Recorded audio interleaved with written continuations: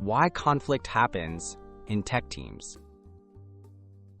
Tech teams often face conflict due to tight deadlines, differing opinions on solutions, or miscommunication. These pressures can lead to frustration and misunderstandings.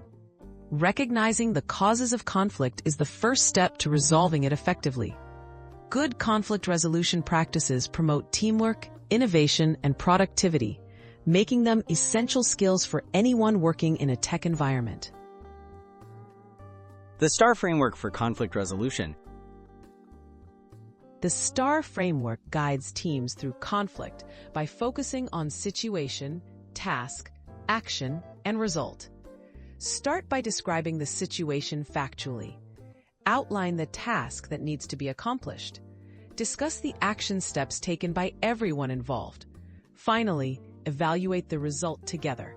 This method helps teams address issues clearly and transparently, reducing emotion and keeping conversations solution-focused.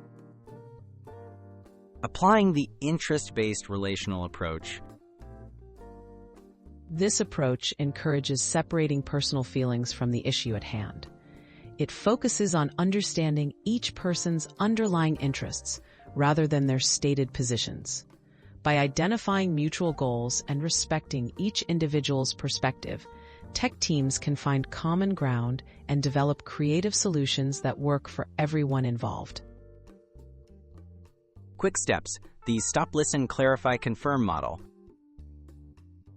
When conflict arises, try, stop, listen, clarify, and confirm.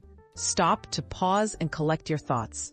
Listen without interrupting to understand the other viewpoint. Clarify by asking questions if anything is unclear. Confirm by summarizing what was said to ensure understanding. This step-by-step process keeps discussions productive and respectful.